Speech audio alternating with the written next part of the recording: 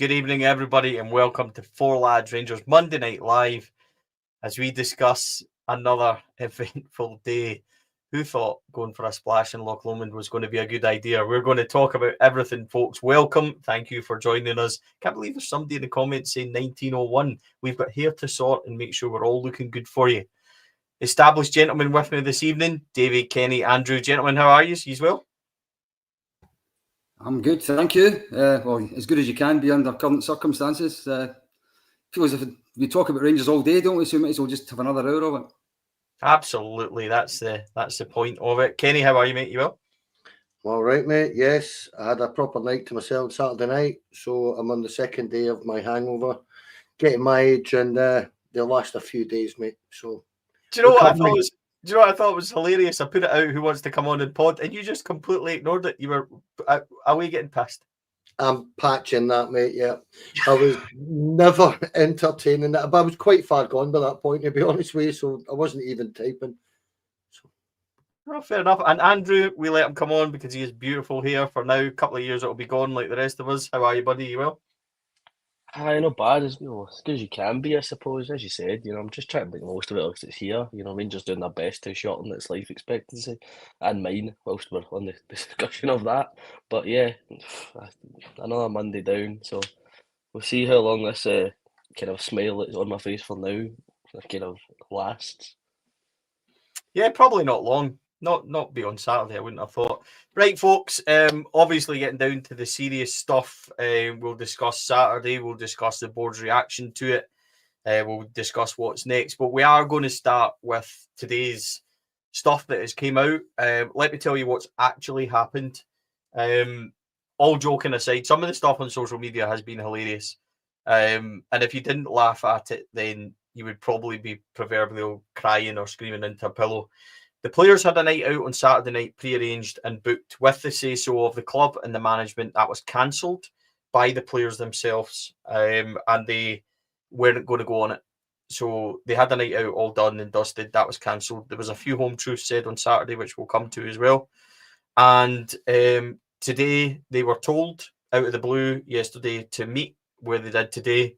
They had a team bonding session, which is what it was. They climbed Connacht Hill. They then had a dip. They all went for lunch and had a meeting and got a few things said and tried to do a team bonding session. Now, I don't have any issue with that in the slightest. I really don't. And that's a God's honest truth, because it happens in every workplace. It happens at every football club. They had them running sand dunes and all that in years gone by. However, it's completely fucking tone deaf to what is going on and how the fans feel and the reaction that was obviously going to happen on social media. There's no way these things could be done quietly. They were photographed. They were photographed with people, obviously, as they would do. They're not going to say no, they can't. And that it was never ever going to be an exercise that was well received in that manner. That's my thoughts on it. I really don't have an issue with it. I have an issue with the timing of it. And people might say then the timing of it's really good because we do need to build something. We do need to go and, fester some team spirit and everything else. But Davie Heard, it's just when the fans are feeling like this and when the fans are saying it's just one reaction and one nightmare to another, going for a wee paddle around Loch Lomond isn't exactly great timing. What do you make of it? I'm kind of with you. I think in any other time, if we had started the season with, say, 4 wins and a draw, we'd been sitting joint top of the league, nobody would have been bothered about it. But it's the optics of the thing that right now. They're under all kinds of pressure. Not only they're under all kinds of pressure, but the people are all watching Rangers and saying they don't look coached, they don't look organised, they don't look as if they really know what they're doing. Players don't look as if they understand the system. And at a time when with that sort of thing's being said, I would have preferred they had spent Monday in the training pitch trying to sort themselves out for next weekend, because next weekend's absolutely enormous now. So do I care if it's a team bonding session? Absolutely not. In fact, there's nothing wrong with that at all. I just think of all the days to do it, this was not the day to do it. I'll just echo pretty much what you guys have said. The optics aren't the cleverest. With the meltdown that's going on at the minute, I would have suggested even towards later in the week might have been a better idea. Wednesday or something like that. Just get out the way. However, I've got no real problem with this. I've got to say, I think a team day out, as it were, a little bit odd seeing a picture of them all stoating about in the water. I found that a little bit strange. Then I seen they were up a mountain, and I thought, well, that would be lovely if one of them slipped and fell a couple of 100 meters down. I mean, you're thinking, well, I mean, are we insured for this? I don't know. All that kind of stuff that was going through my head. But in regard to going out for a walk and a bit of a dip and getting a bit of lunch and, you know, maybe, as you said, Stevie, throwing some proper home truths about to some of these lads, I'm no issue with that at all, honestly. It was like somewhere between your school trip and I'm a Celebrity, get me out of here. That was the spectrum I was looking at today on, because there's no better place than Corrick Hill to talk to each other and say you can't play football, son. That is the prime location to have that conversation. Again, all for team bonding. You know, if this team needs to have togetherness at this point in time, if we're committed to the path we're on, togetherness is the top trait that we need at the minute.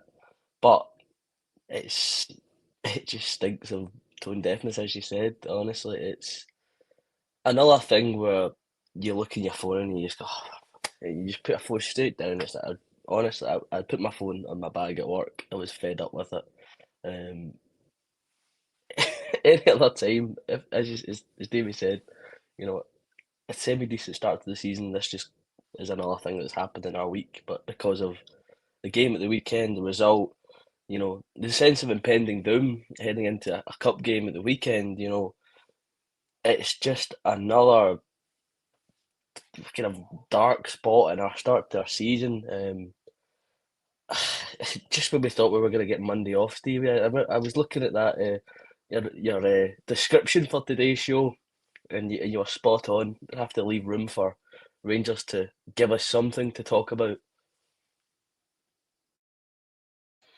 It was inevitable. It was doing the agenda that early. It was inevitable that Rangers would concoct something else to talk about. That's for sure. Gentlemen, Saturday, Davie, we were on the gantry. A really difficult match day vlog, that's for sure. You've had a couple of days to digest it now. Obviously, boys will ask you the same.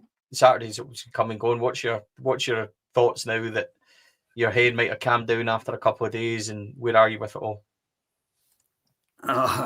I'm still totally depressed about Saturday, to be quite honest with you, both on and off the pitch. For all that, I think we're all agreed that we want to see a change of head coach. Seeing the guy getting absolutely slaughtered like that by the crowd was not a pleasant experience for me. So no, I didn't enjoy Saturday whatsoever. It was difficult to report on it, trying to be objective. I thought you asked some great questions in the press conference, but when it comes to the game itself, I thought the first half was actually almost like another low for this season. Domestically, anyway, it was as bad as we've been all season. That first half, we were absolutely terrible.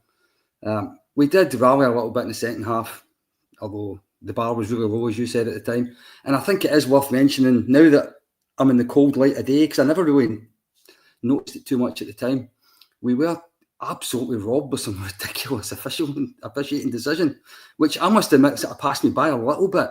I did see the handball shank ones. I assumed our goal should be chalked off because it was away the other end from us, and I assumed there must have been contact at the penalty for VAR to have checked it. But now that I've seen all three incidents again on TV, we got absolutely robbed blind on Saturday. Now, it wouldn't have prevented me from coming on here and saying we were absolutely terrible.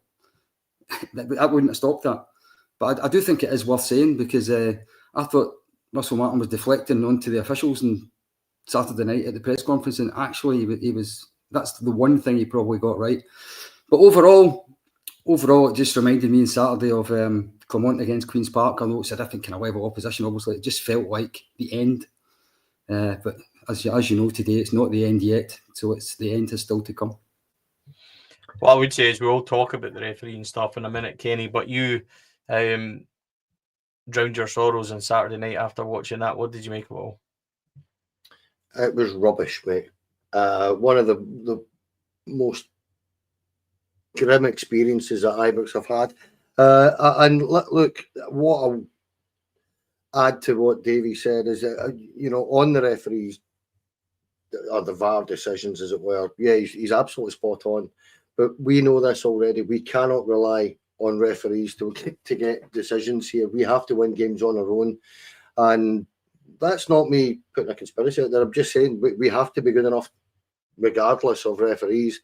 And we weren't. And our head coach was pretty much schooled by Derek McInnes. And that's a concern. Because if you look at the way Hearts play, the way they shape up, there's 7 or 8 teams in our league that shape up exactly the same way, Stevie, and they coped with us with a consummate ease for the majority of that game. There was about 10 minutes, I thought, where we were all right, and the rest of the 80-odd minutes, we were garbage, in truth. And we were soundly beaten, despite, as Davie has said, the referee and the officials there doing their damnedest to make sure that we didn't get a fair crack of the whip, we'll put it that way. However, Davie's right in terms of the kind of atmosphere of the toxicity. It's a worry, because this has been since the first the Bruges game, Stevie, that we were at in pre-season, where they get booed off at half time. There is a real concern for me now that people are just had enough, and it doesn't really matter what the team does to a certain degree or what Russell Martin's going to do. The first hint of things going wrong, people's patience is just going to snap, and it's a real worry for me now at the moment, because we do have a young team, we do have a bundle of inexperienced players. Whose fault that is, we might get into that later on. But the point I'm making it here is they need help. That much is clear. And by the looks of things, I don't think there's much of it going to come their way. Andrew, you were there on Saturday. Your thoughts? You're going to start just going to Braehead Clan games all the time now and just not going anywhere to watch Rangers? Glasgow Clan, Stevie, Glasgow Clan. Is it? Aye, sorry, I forgot it had changed. Don't Is forget it? the rebrand. Shows you how long I've been there. We can't talk about ice hockey. I'll get slotted in the comments again after. I can't use sarcasm anymore, Stevie. Jesus. I have stuck by the fact that I've never left Ibrox early, but that was a really, really good idea to maybe just get back to the bus a wee bit quicker as I was going out that night. But stuck to the end, not to boo, but just to see this and not hide from the fact that this is happening in front of our eyes. And we're staring down the prospect of going out of the cup on Saturday. I mean, it feels inevitable at this rate, because that first 45 minutes was probably the worst football I've watched in a long time.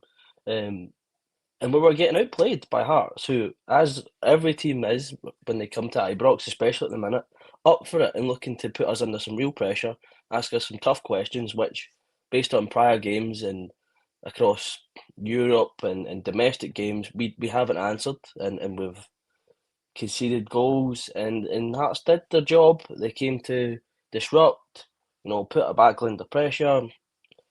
Again, talk about legitimacy of goals and decision making. Sure, I think some of them, most of them, to be fair, were slightly questionable on the most lenient side, and practically ridiculous at the far end of it.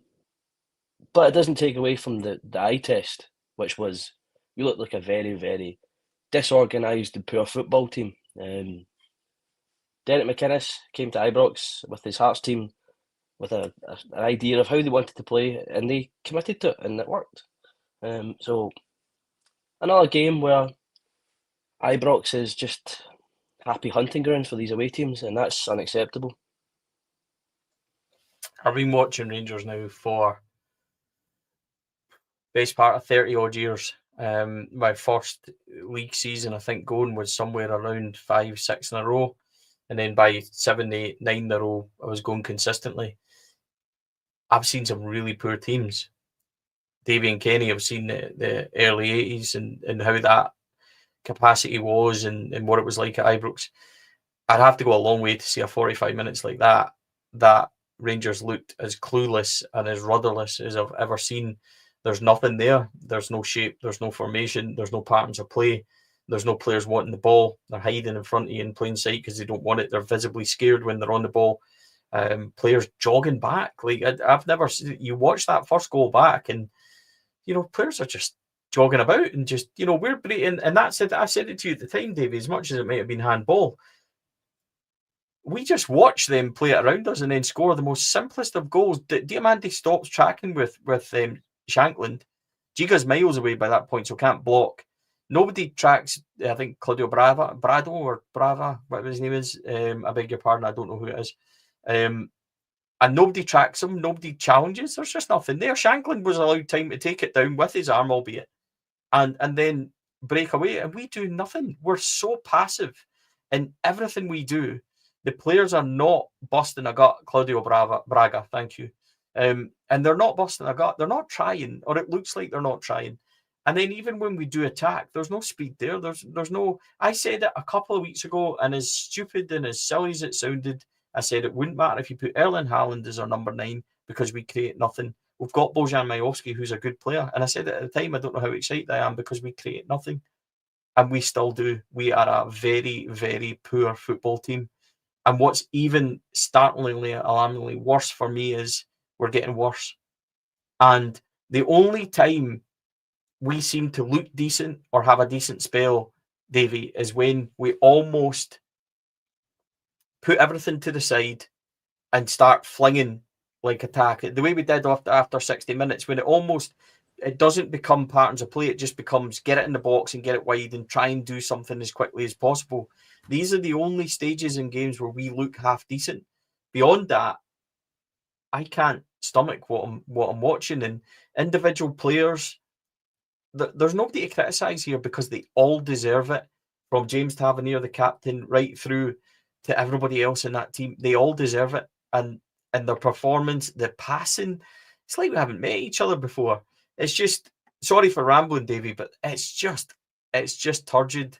And that is, and by the way, it didn't get massively better in the second half. We farted about and huffed and puffed a wee bit for 10 minutes. But this is dreadful. And that is the biggest issue I have. I didn't expect us to be prime Barcelona. Jesus Christ, we're not even prime Beacon City. How do I follow a rant like that? I wonder. I'd love to sit here and disagree with you. And I keep going back to what the head coach tried to sell us when he got the job. So what he described to us was his philosophy being brave, aggressive, dominant, high press, dominate the ball, overpower opposition, do lots of running. He talked about all that, and it sounded great. Even though I didn't really want the guy to start with, when he explained what he was trying to achieve, I thought that actually sounds all right. We should give this guy the benefit of the doubt and put it all to one side, what we've been heard before, and let's see it for ourselves. But let's be honest, if it's possible to be the complete opposite of something, then that is what we are. We are the absolute total opposite of what he said he was going to create. And there's something else I just want to touch on in this. He talked a bit in the press conference after about how the players are scared and they're scared to try anything.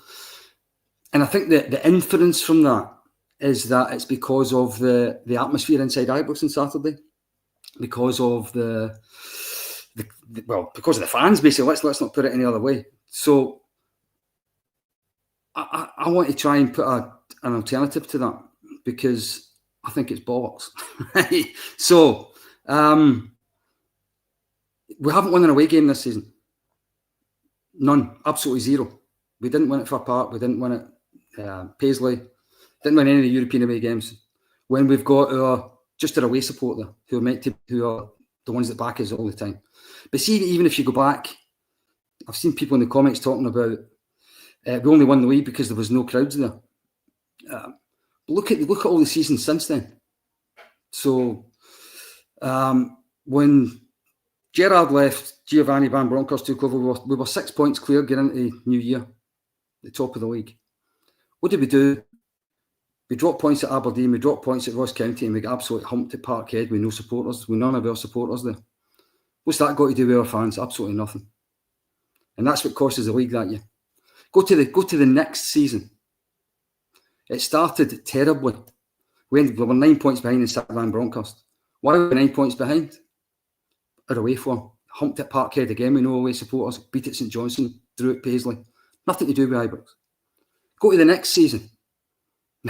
When Clermont came in partway through it, we actually went top of the league. We actually looked as if we were going to win it. Then what did we do? We buggered up at Ross County and Dundee. Nothing to do with Ibrox. And then look at last season.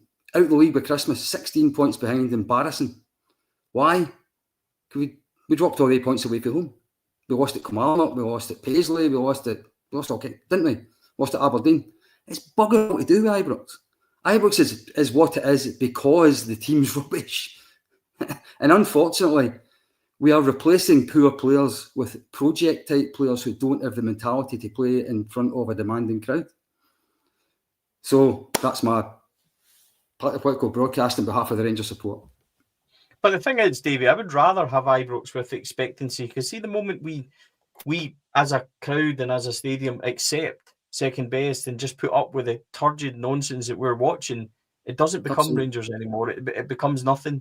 You need to have that expectation. You need to have that drive to be able to play here. If you don't have that, don't play here. It's that simple. And I don't think that has been part of the recruitment strategy, though.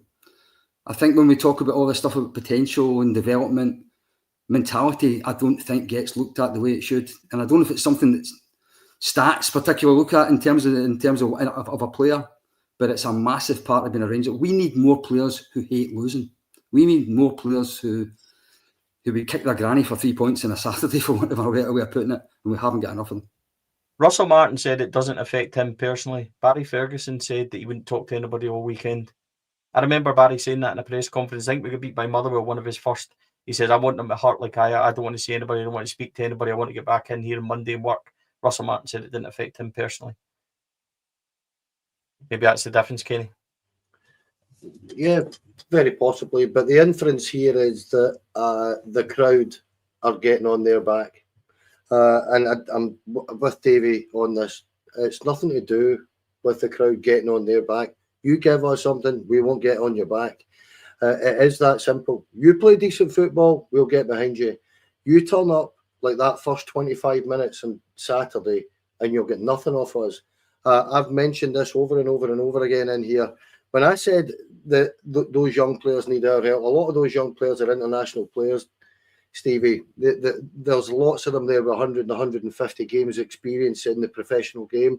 These kids, what the difference here is that this is an atmosphere where in an environment where it's must win and they're not used to it.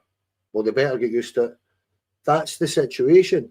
This is like, for want of a better way of putting this, I think Kevin Thelwell and Russell Martin in particular, perhaps the recruitment, Dan Purdy, have seriously underestimated the Scottish Premier League here. And I do, because I think they've thought, we'll just bring a couple of experienced players up, bring a pile of younger boys in with a little bit of experience, and we'll coast this. And they're now utterly disabused of that notion because they can't find a win at all. And my concern about this is that when your coach uses any excuse and every excuse that he can find and goes out his way to especially say it's not the tactics, rubbish. It is your tactics. Every single manager in so far in our league has sussed them out almost immediately, Stevie. That's the problem. That I said this on here weeks ago.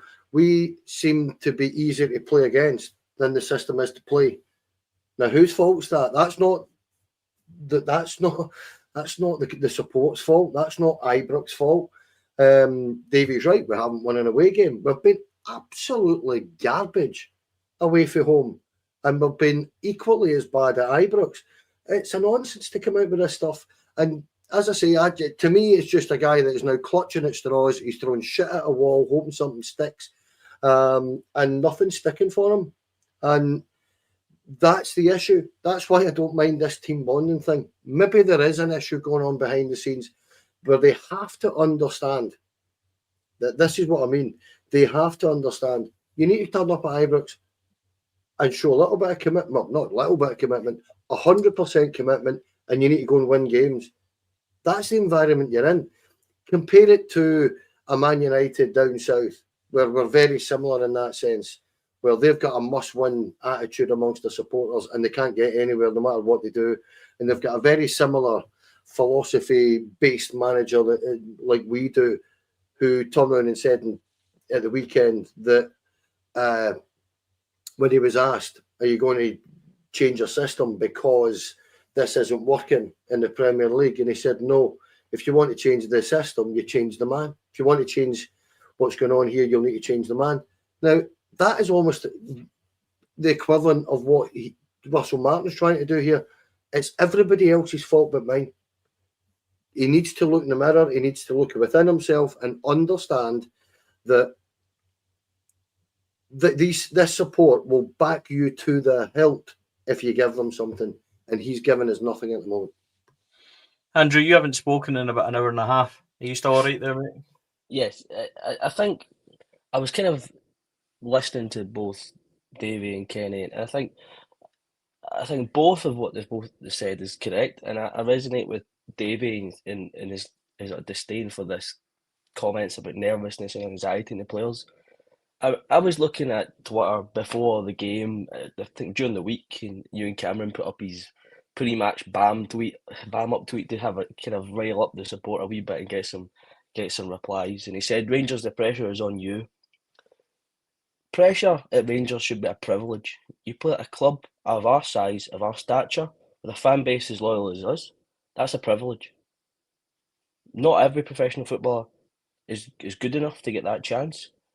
Everybody in that stadium who isn't playing would cut an arm off, cut a leg off to have that chance.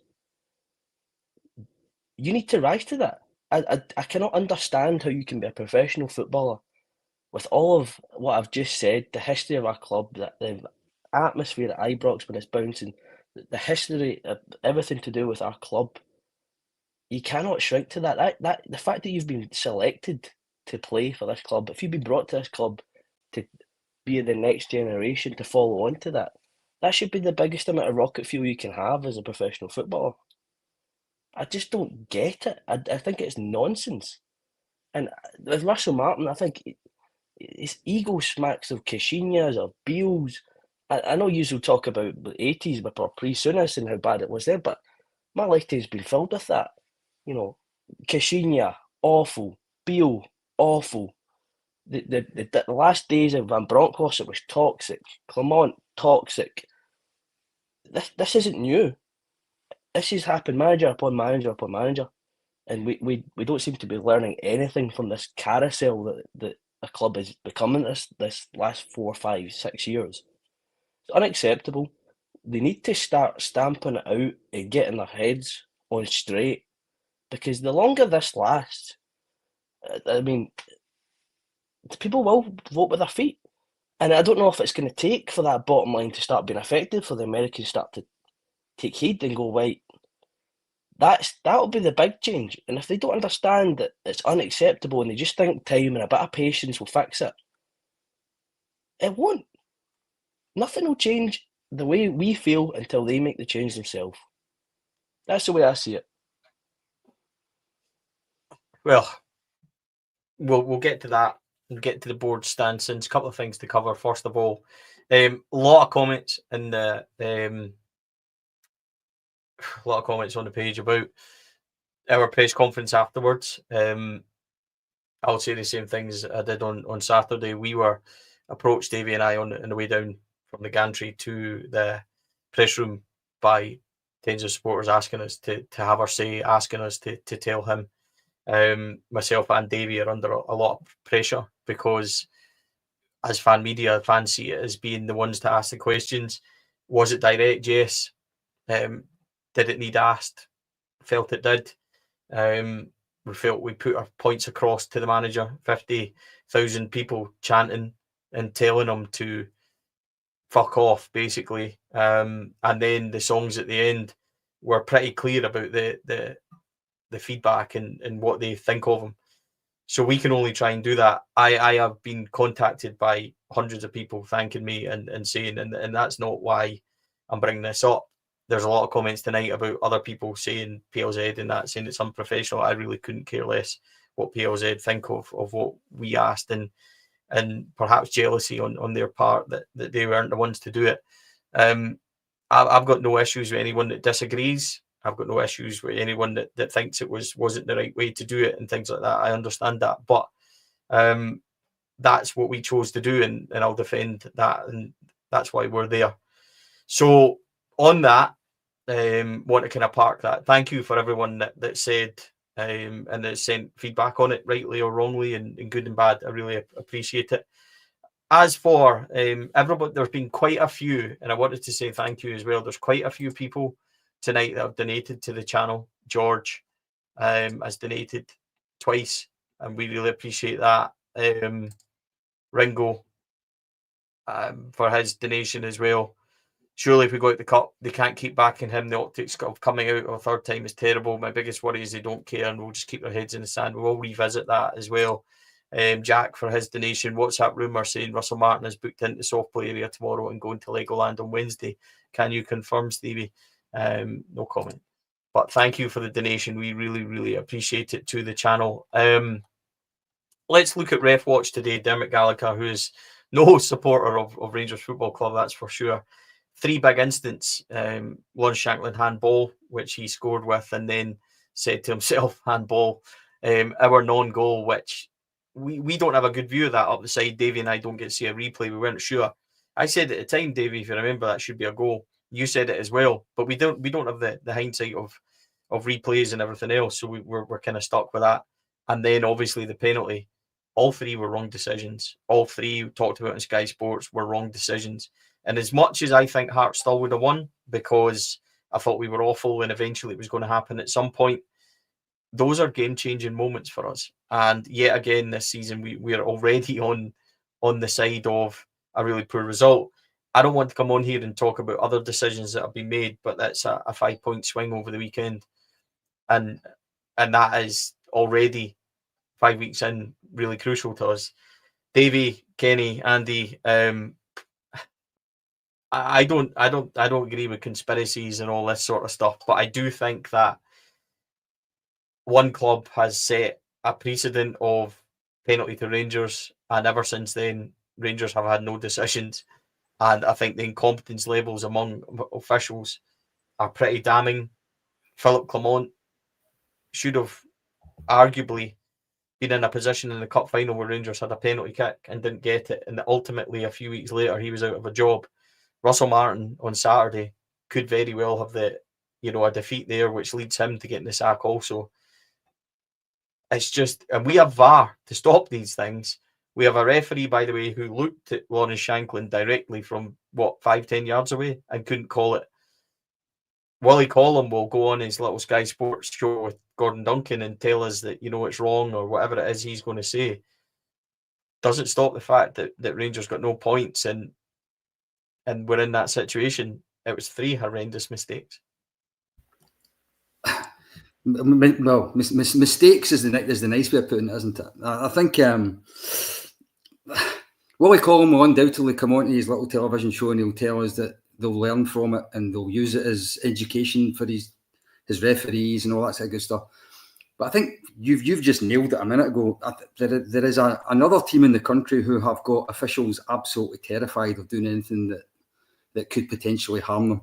And whether it's fear, whether it's something worse than fear, I don't think there's any doubt that we have now seen more decisions than statistically is possible for one team to get in this space of time, and in big games.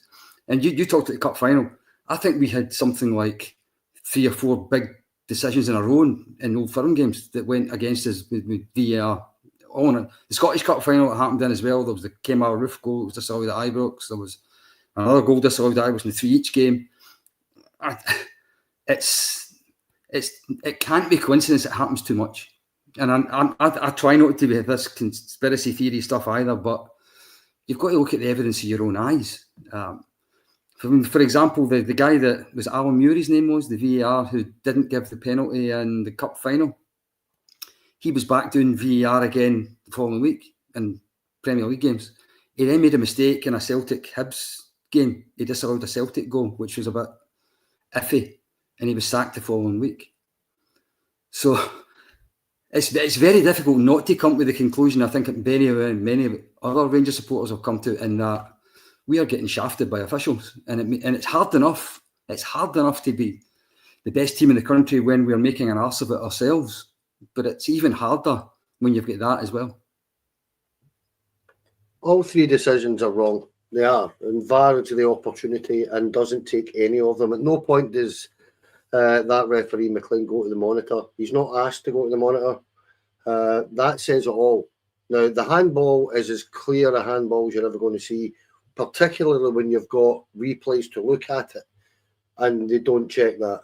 And it doesn't matter. I've heard people say, maybe there's been a different length of time and Giga actually touches the ball. It shouldn't matter.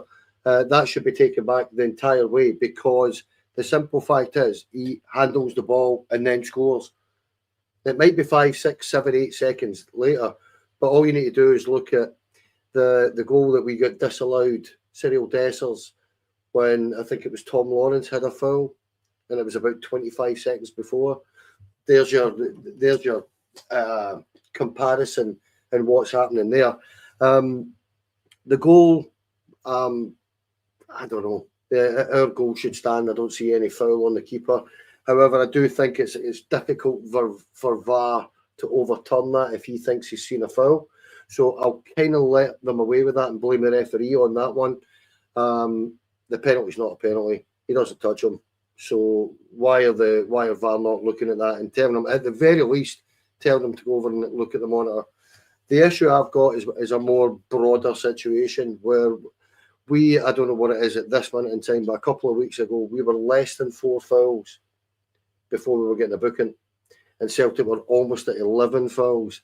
And a pal of mine told me something a couple of weeks ago that absolutely left me speechless, where he said, but Celtic are cute with their fouls.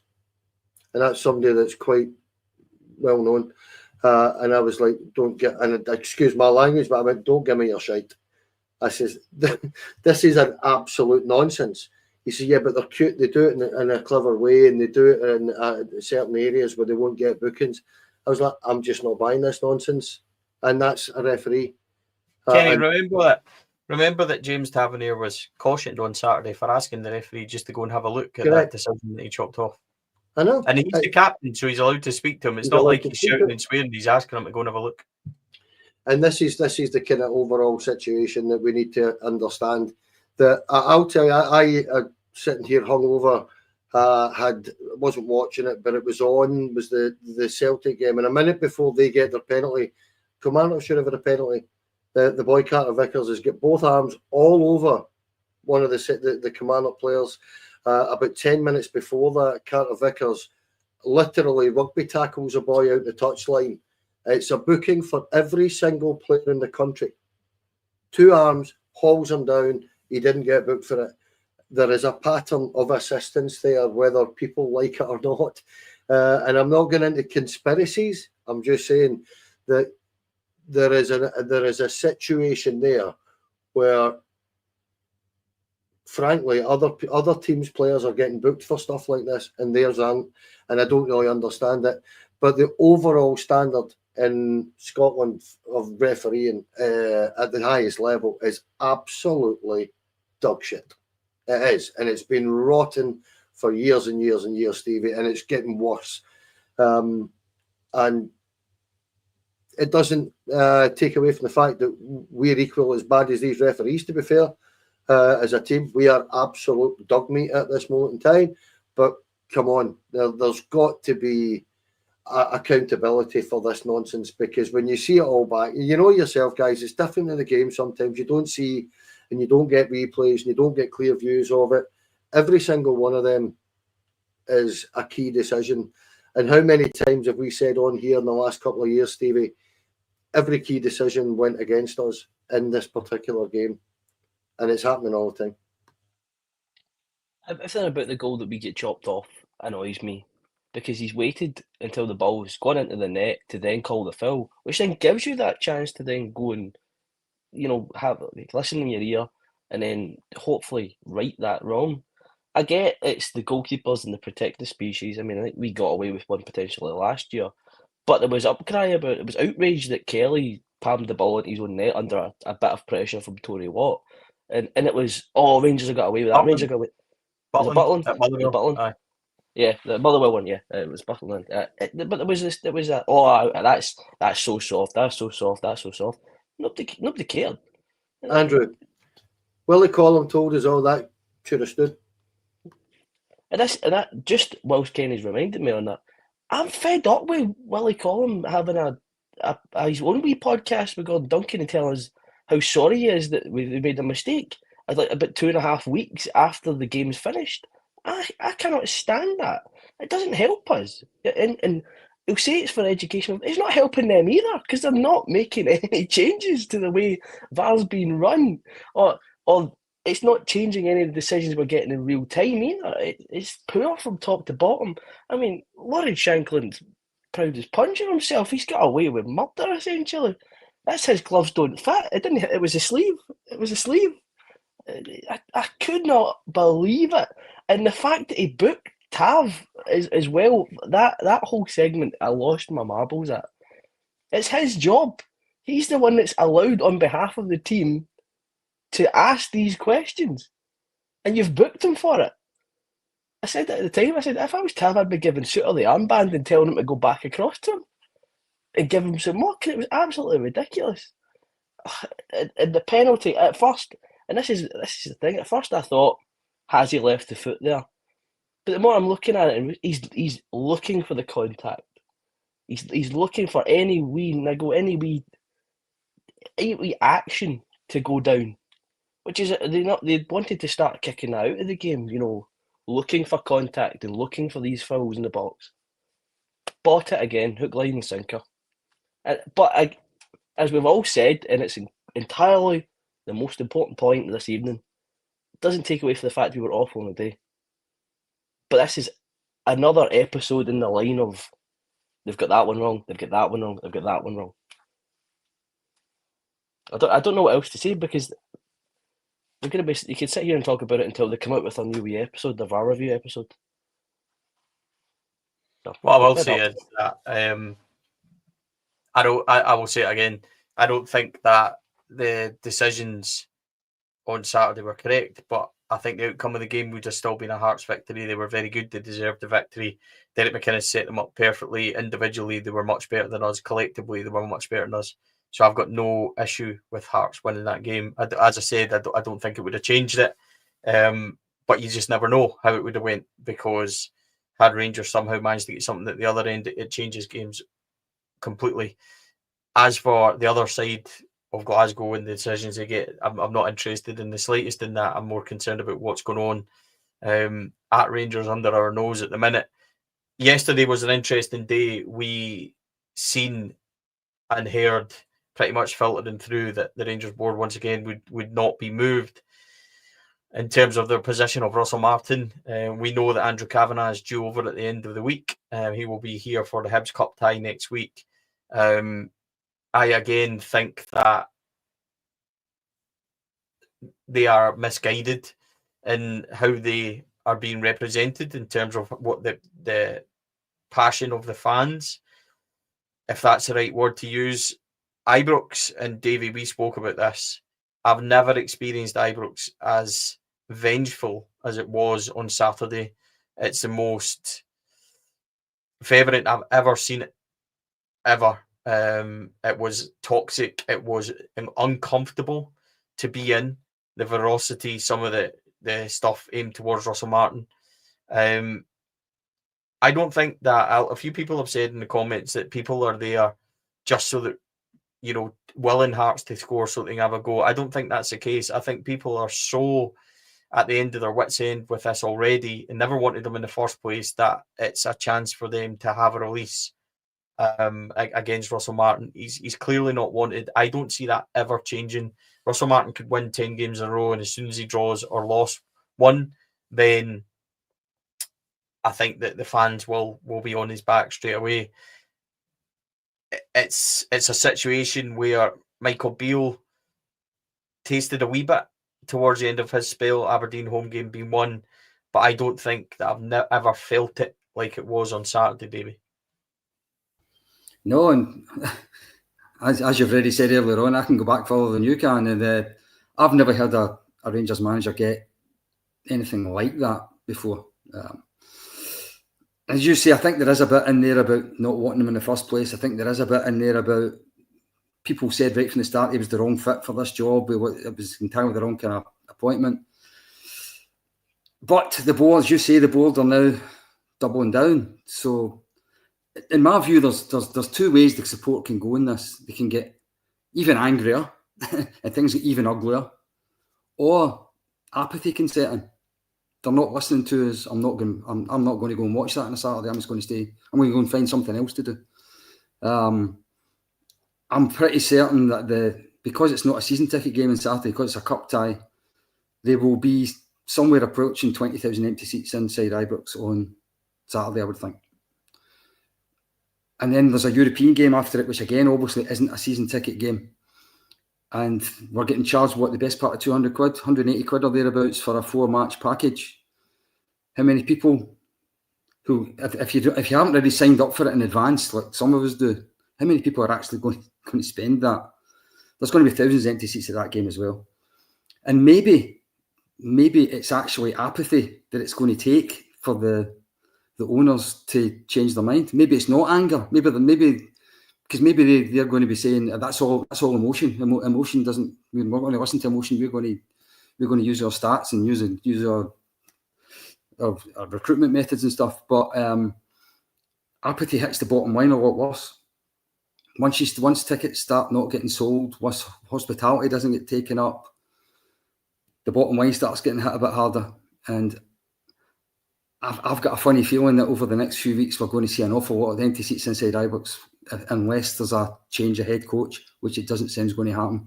So I think these next two games, which I'm not at all confident of winning either of them, but I think they're going to be played in front of an awful lot of empty blue seats. I think that's already happening, isn't it? When you look about, there's a lot of empty seats kicking about.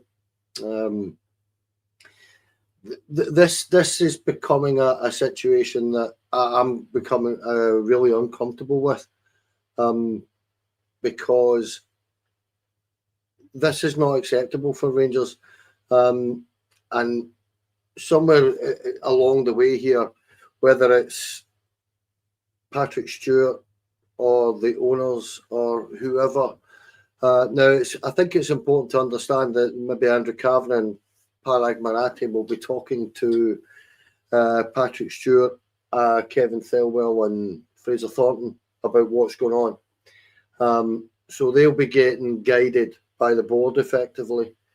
And that concerns me because I don't think Patrick Stewart gets us at all. I think that's my problem. I don't think he understands us. I don't think he particularly likes a lot of our supporters. I think he thinks we are far too demanding and a little bit unrealistic. And that kind of tells me that he doesn't know what Rangers is all about and what we need to be all about. There is no patience for this. If they honestly believe, put it this way, Stevie, I'll do this quickly, right? We lost, we did the... You'll do this quickly. Well, I'll try. The Bruges game, we did the Bruges game, right? The vlog. And after the podcast, there was a podcast that I think it was the next day, and you and I discussed this, and I said that our run of fixtures were, at that point, I think St Mirren, Bruges, Celtic, Hearts, Hibs, Livy, Hibs, and there was a European game in the middle of that hadn't been drawn yet, if I remember right. And I said at the time, at this minute in time, I don't see us winning any of them. And I still don't see us winning any of them at this minute in time. None. I don't see us winning any of the next 4 games, Stevie, with this situation as it is. And I genuinely mean that. I don't see us winning them. So at what point do you pull the trigger, so to speak, proverbially? Or do you actually sit there and think this kind of situation where by the next time we play a league match, if Dundee and Aberdeen win their games in hand, we'll be bottom of the table? Do they honestly think we're going to sit there and accept that without making a decision about your hard-earned cash? And this is what I honestly don't think they grasp. I think they're taking us for granted. I think they're looking at it and thinking, we've got such a big fan base that it doesn't matter if things aren't all right for a few months, because they'll still just back you all the way. Utterly forgetting the last 15 years of utter nonsense that we've had to go through, where our patience is just non-existent. And then they feed us, and I'm going to say it, quite possibly the worst manager I've ever came across at Ibrox, who is incapable of setting a team up to go and win games in Scotland. And Davie's absolutely right. The apathy, the anger is here right now. Now, how many years now have we seen this anger? And then by the time we're out of everything, the apathy starts to kick in, and you start to see the season ticket holders just bit by bit. They're not quite there in the same numbers. So the crowds are officially the same, but there's a few thousand less in the stadium. 43,000 for the Bruges game, which is unheard of for a playoff, Champions League playoff. That should be sold out, and 8,500 empty seats already, and that's at the start of the season. That's where the fans are at, and there just seems to be an incredible arrogance at a boardroom level. I know, I'm trying my best, but there does seem to be an incredible arrogance at boardroom level, doesn't there? Where they seem to think they can do what they like here without us having a say, and I find it odd. Andy, I'm not surprised. We're just laughing at that. We may as well laugh at ourselves. What about everybody else does? Andy, I'm not surprised. Sadly, I've said for a long time, and everything that we were told is that this board would not react to fan emotion or fan pressure. But I'm not sure that they're aware fully of the situation. I think that I wouldn't be surprised if we're 20,000 for Saturday. I really wouldn't be. And I think that might be when it becomes a shock. I also can see the pressure on not only Russell Martin, but Patrick Stewart intensifying massively. If Rangers fans want change, historically that change always happens when you start going beyond the manager and start looking at the boardroom and start looking at the higher-ups. So that is when it happens. And Saturday, the pressure on Patrick Stewart is going to be amplified massively. Definitely. I'm again just struggling to rationalise my thinking and try and give you an answer that is the short version. But the ownership group, to my guess, would have maybe been under the false inkling that they had more time than they thought they did before this whole campaign started, and just thinking the takeover itself would completely knock out the last God knows how many years of mediocre performance on and off the field.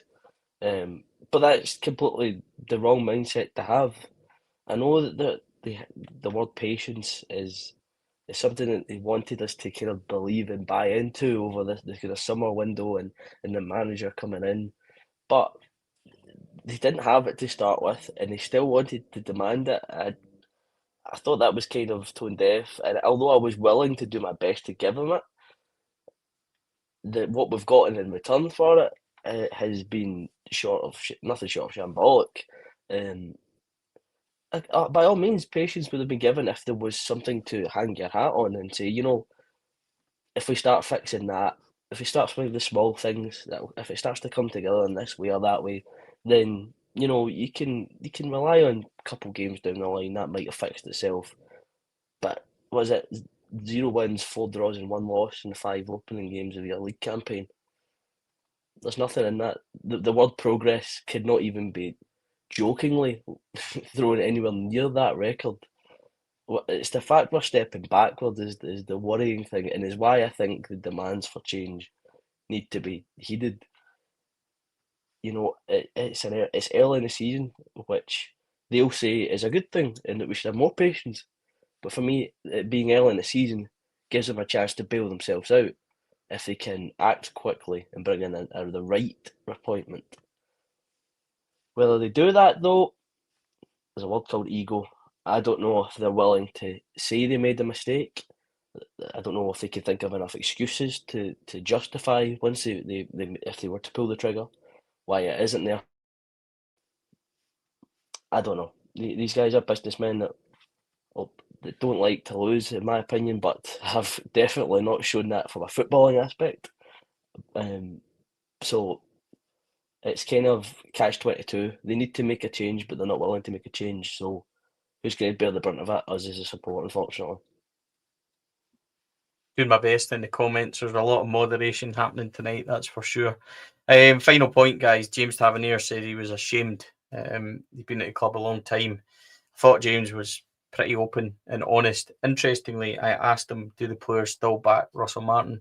He had the ideal opportunity there, Davie, to come out and say, yes, they do. He didn't say it. He said it doesn't matter who we're playing for, whether it's the shirt, the fans, the manager, and whatever order. He could have made a statement there. He didn't make it. I found that quite interesting. A couple of people picked up on it. He said he was ashamed. He's seen some shite, James Tavernier. He's been involved in quite a lot of it. That was a strong word. I've never really heard him say he's been ashamed before. It was honest, at least.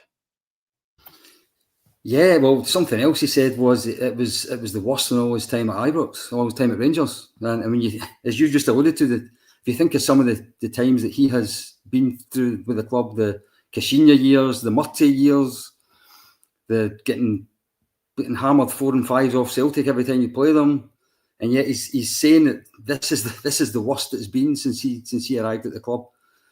And what does that tell you? I mean, obviously there's still a lot of people, probably most of the podcasters here included, think that probably this was a season that he should no longer have been a regular in the team, but we've managed to recruit somebody who looks as if they're not as good as he is. So that's why he's back in the team again. That team needs leaders, though. And I know he's one of the senior players. I just wish there was more leaders around him, though, because I don't think there's enough strong voices in that dressing room. I don't think there's enough. I think, as I described them earlier, bad losers. I think that's what we desperately need. But unfortunately, we're stuck with what we've got in the dressing room until January. But we're not stuck with what we've got in the dugout till January if we do the right thing. And I noticed today that Sheffield United went and brought in one of those project managers in the summer, get rid of an experienced Championship manager to do it. He came in, recruited through stats. He's got this philosophy, he's got this way of playing. Played 5, won 5, sacked. Board are saying, hold their hands up, we've done it wrong, and they're going to get up. It seems like they're actually going to bring the old guy back again. If you get it wrong, don't let it lie. You've got to sort it straight away. Leverkusen done it. Sheffield United have just done it. We need to do it. Seems like Man United fans are living the same kind of nightmare we are, because I've seen Amarim going on about anxiety and just nonsense, Kenny. But James Tavernier on Saturday, I thought James Tavernier was poor. I thought the whole team were poor. I thought James Tavernier's distribution was absolutely honking, but he wasn't the only one. He was at least brutally honest, and as Davie says, he's seen a lot of stuff, a lot of heavy defeats, and to come out and speak as brutally honest as the way he was, and fronting up as he should, Tav gets it anyway. He either fronts up and he gets it. He doesn't front up, he gets it. He was at least there. Well, I'll say this about it, and I'll keep it short, seeing as you laughed at me the last time I was on there.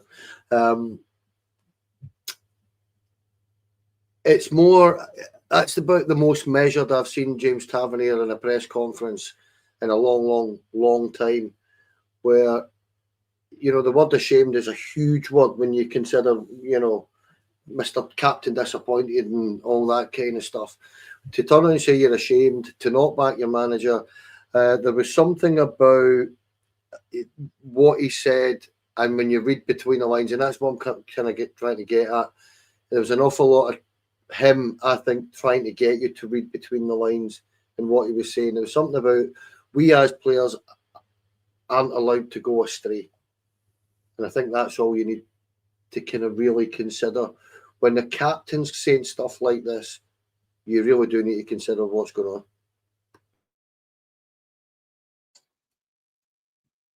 You get a stick tonight, Kenny. Love you really, mate. Andy, final word. Get stick, mate. I thought, just on Tav and post game, three kind of points where, you know, you've got this one and that word ashamed. You know, that's as Kenny said, is strong. You go back to, you know, I think yourself and me in the press room, and I said I'd like to hear from our captain. And one of the lads said it'll be Serial come out and talk. After a result like that, they'll put Serial out to talk. And lo and behold, it was Serial.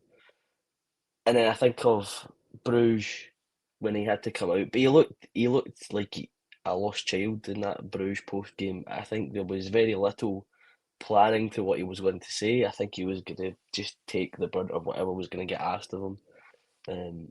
And he kind of fumbled his way through that one, in my opinion. I think some of what he said was right, but it was kind of like a deer in the headlights kind of post game. They didn't seem like the strong captain figure you would hope to have had. I think with Tav, as you've pointed out, the summer was probably a good opportunity, as well as the summer before that, potentially, to, you know, call it there. Maybe the scar tissue's too much. Maybe a time for change, which needs to be reciprocated from both club and player. I understand that. Maybe Rangers were pushing.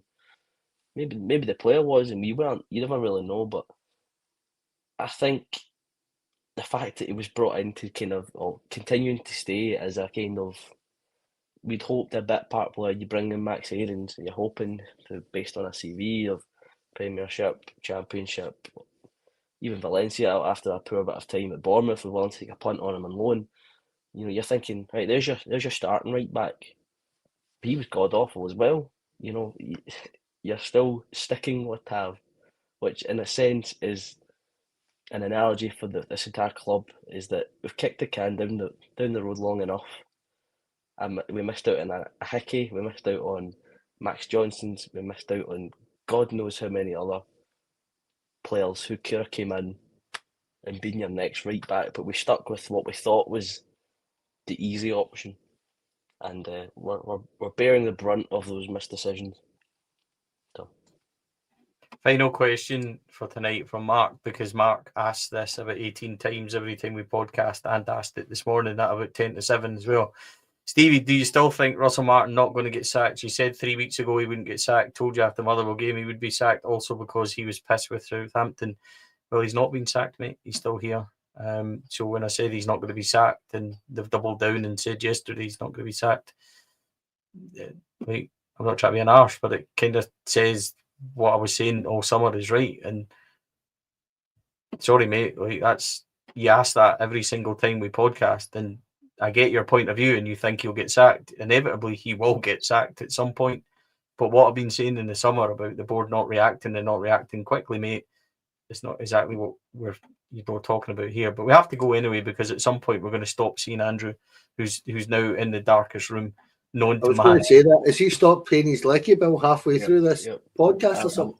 The summer's well and truly gone. I can't get by without having a light on anymore.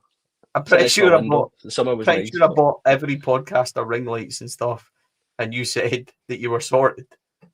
I don't have a ring light, no, Stevie, but I was just the summer was easy to get by, but Let's I need to fix fix that. I'll tap into Klarna for you, mate. It's fine. Gentlemen, thanks for joining us, money. Davie. Thank you very much, mate. Much appreciated. You've been a busy boy today on Sky and STV, so it's appreciated that you share your stardom with us. Yeah, what can I say? I'll be signing autographs outside Idols before the game on Saturday. A bit of group therapy, nothing wrong with it, but it does feel as if it's getting towards the end of days. I just don't know exactly when it's going to be, but it's inevitable now, isn't it? And when it is, at least it'll give us something else to talk about. Fuck me, Mark. Honestly, you said Stevie, not in any circumstances he will not be sacked. Told you he would be sacked September weekend after Hibs game, mate. Right, okay. And if he gets sacked, I will come on, Mark, and say you've been right all along. But it doesn't change anything else, mate. It really doesn't.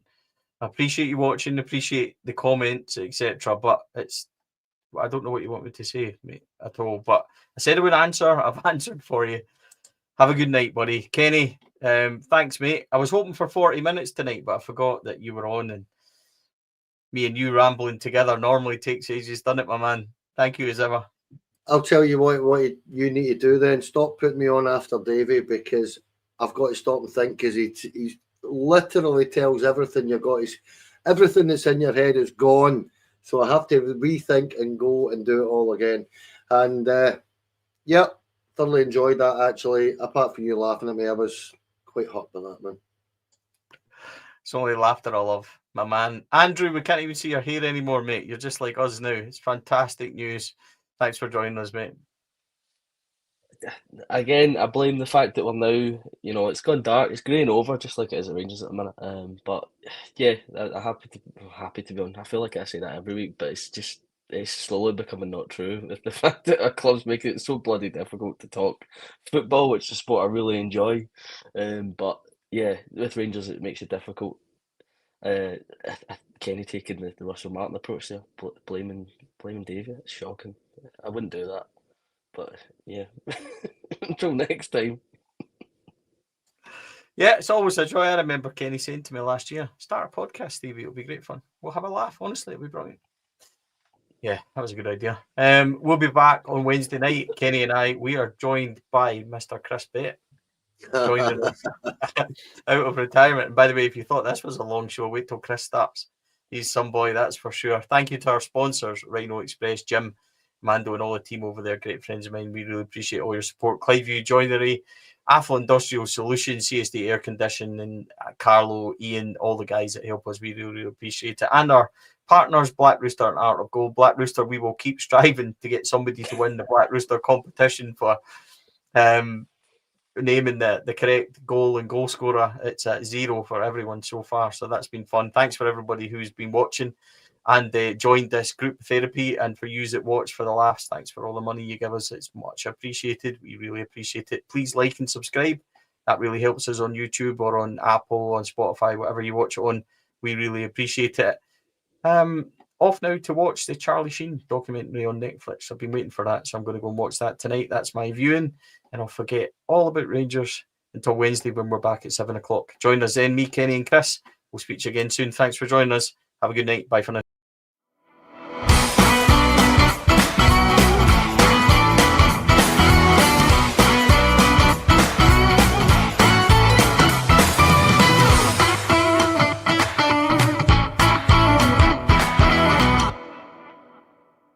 The Four Lads podcast is sponsored by Rhino Express, Cliveview Joinery, Affle Industrial Solutions Limited, and CSD Air Conditioning, in partnership with Black Rooster and Art of Gold. Thank you for listening to or watching the podcast. We hope you enjoyed the show.